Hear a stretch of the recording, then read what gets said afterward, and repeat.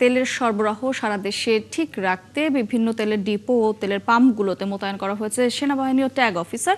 আমরা সে খবর আবার একটু জানতে যুক্ত হতে চাই যশোরে। সেখানে আছেন সহকর্মী SM ফরহাদ হোসেন। ফরহাদ, আপনি যেখানে আছেন আমরা জেনেছি যে সেখানে কিছুক্ষণ আগেই অভিযান চলেছে। অভিযানে কোনো অনিয়ম কি ধরা পড়েছে? এছাড়া ট্যাগ অফিসার যেহেতু নিয়োগ দেওয়া হয়েছে, তারা কি ঠিকঠাক মতো দায়িত্ব পালন করছেন? তেলের সরবরাহ কি সেখানে ঠিক আছে কিনা জানাবেন।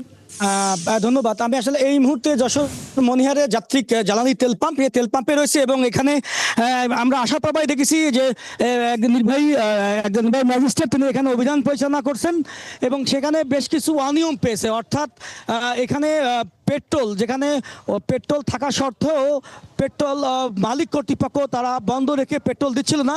এই যে এই অনিয়মটা এখানে পেয়েছে এবং এখানে ম্যাজিস্ট্রেট আসার পরপরই কিন্তু এখানকার পাম্প মালিক কর্তৃপক্ষের সঙ্গেই পাম্প খুলে দেওয়ার জন্য এবং যারা তেল নিতে এসছেন পেট্রোল তাদেরকে দেওয়ার জন্য পাম্প উনি নিজে দাঁড়িয়ে থাকেন, পাম্প উনি খুলে দেওয়ার ব্যবস্থা করেছেন। আমরা একটু কথা বলবো এই মুহূর্তে। আমাদের সাথে আছেন নির্বাহী ম্যাজিস্ট্রেট। কি কি অনিয়ম পেয়েছেন এবং আপনারা কোথায় কোথায় যাচ্ছেন সবকিছু মিলে। ধন্যবাদ। আমরা এই পাম্পে এসে প্রথমত আমরা পেট্রোল আর অকটেনের কার্যক্রম বন্ধ পাই। তো আমরা তাদের পাম্পের আমরা মজুদ ব্যবস্থাপনা দেখি কতটুকু মজুদ রয়েছে।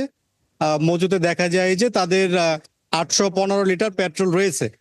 থাকা সত্ত্বেও তারা পেট্রোল সরবরাহ বন্ধ রেখেছে। আমরা তাদেরকে জিজ্ঞাসাবাদের পরে তারা বলল যে আমরা কিছু রেখেছি সরকারি গাড়ির জন্য, কিন্তু আসলে সরকারি গাড়ির জন্য মজুদ করে রাখা এটা কোথাও কোনো বিধান নেই।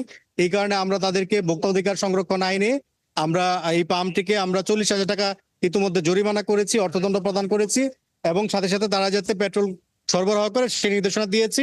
ইতিমধ্যে মোটরসাইকেল এবং বিভিন্ন যানবাহন পেট্রোল নিয়ে যাচ্ছে। আপনাদের কি এই যে অভিযান এটা কি অব্যাহত থাকবে কিনা?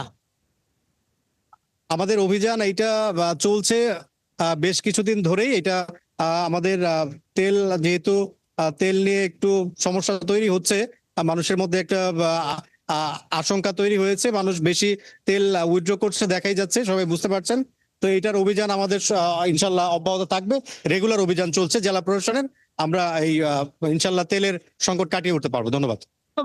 আপনি যেমন শুনছিলেন যে আপনি জানেন যে যশোরে যশোর জেলার 83টা জ্বালানি তেল পেট্রোল পাম্প রয়েছে, যেখানে সরকারি হিসেব মতে যশোর জেলা প্রশাসন বলছেন যে প্রায় 3 লাখ লিটার ডিজেল রয়েছে এবং 50,000 লিটার পেট্রোল এবং 36,000 লিটার অকটেন এখনো পর্যন্ত মজুদ আছে। এরপরও আমরা দেখেছি যে যশোরের প্রায় অধিকাংশ পাম্পে কিন্তু আমরা দেখেছি পাম্প কর্তৃপক্ষ যারা বন্ধ করে রেখে দিয়েছেন, অনেক পাম্পে কিন্তু তেল নাই।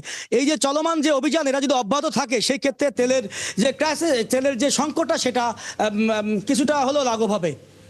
ধন্যবাদ ফরহাদ আপনাকে। দর্শক, যশোর থেকে জ্বালানি তেলের সরবরাহ নিয়ে জানাচ্ছিলেন সহকর্মী MS ফরহাদ হোসেন।